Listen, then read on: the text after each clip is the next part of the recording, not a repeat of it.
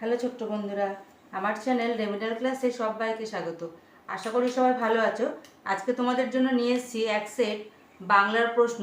সেটা হচ্ছে ক্লাস 3 মানে হচ্ছে তৃতীয় শ্রেণীর পাতাবাহারের এক সেট প্রশ্ন নিয়ে চলে এসেছি। আগের দিন তোমাদের জন্য এক সেট অঙ্ক প্রশ্ন দিয়েছিলাম এবং ক্লাস 4-এরও অঙ্ক প্রশ্ন দিয়েছি। সেটা যারা এখনও দেখোনি ডেসক্রিপশন বক্সে লিঙ্ক দিয়ে দিয়েছে, অবশ্যই গিয়ে চেক করে নেবে।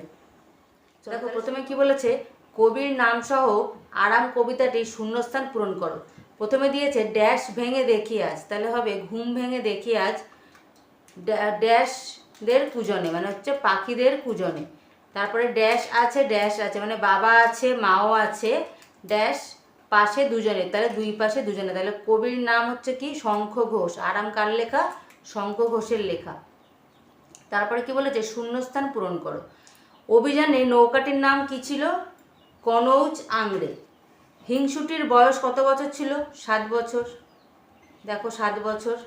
যেদিন ঝড় উঠলো সেদিন ছিল বর্ষার রাত। একসাথে থাকলে কি হয়? তাহলে ড্যাশ থাকলে শক্তি বাড়ে, তাহলে একসাথে থাকলে হবে শক্তি বাড়ে। এবার বলেছে এলোমেলো শব্দ সাজিয়ে লেখো।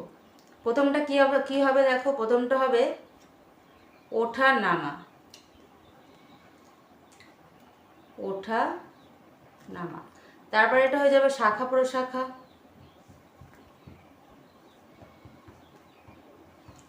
তারপরে এটা কি হয়ে যাবে? বৃষ্টি বাদলা। তারপর হবে দুপুরবেলা। তারপর বলেছে অর্থ লেখো। অর্থ লেখো কি বলেছে দেখো, কাকুলি। কাকুলি মানে কি দেখো, পাখির ডাক। বলাকা মানে কি? বলাকা মানে হচ্ছে সাদা পাখির ঝাঁক। এবার বলেছে বিপরীত শব্দ লেখো। বন্ধ কি হবে? বন্ধ হবে খোলা, ছোট হবে বড়, ঘন হবে পাতলা এবং শান্তি হবে অশান্তি। তারপর দেখো কি বলেছে, এবার বলেছে সঠিক উত্তরটি বেছে নিয়ে লেখো। তাহলে এখানে হয়ে যাবে কি দেখো, মাঠের থেকে এঁটো কাটা কুটো কাটা না ঘাস নিয়ে বাসা বাঁধে। তাহলে মাঠের থেকে কুটো কাটা নিয়ে বাসা বাঁধে। মানুষকে দূর দূরান্তে যেতে হতো কিসে করে? বাসে, ট্রেনে না হেঁটে। এটা হয়ে যাবে হেঁটে। তারা দুটিতে মিছিমিছি কত কি ড্যাশ করে? হাঁকাহাঁকি না বকাবকি করে? বকাবকি করে। আজ কাল না পরশু কি আরাম? এটা হবে আজ। আহা কি আজ আরাম আছে, তাহলে আজ হয়ে যাবে আরাম। এবার বলেছে বর্ণ বিশ্লেষণ করো।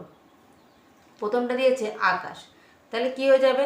আ যেহেতু স্বরবর্ণ, আয়ের নিচে হসন্ত হবে না, তাহলে ক যোগ আ, কয়ের নিচে হসন্ত হবে, কারণ ক হচ্ছে ব্যঞ্জন বর্ণ।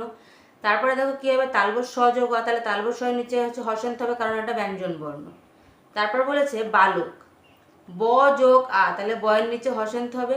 ল যোগ অ, লয়ের নিচে হসন্ত হবে এবং ক যোগ অ, তাহলে কয়ের নিচে হসন্ত হবে। এবার দেখো টিকা লেখো। টিকা লেখার মধ্যে দিয়েছে দুটো দিয়েছে, তোমাদেরকে যে কোনো একটি করতে হবে।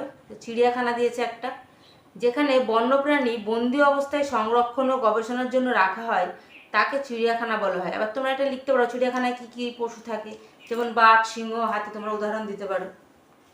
তারপর বলেছে শ্বাস প্রশ্বাস।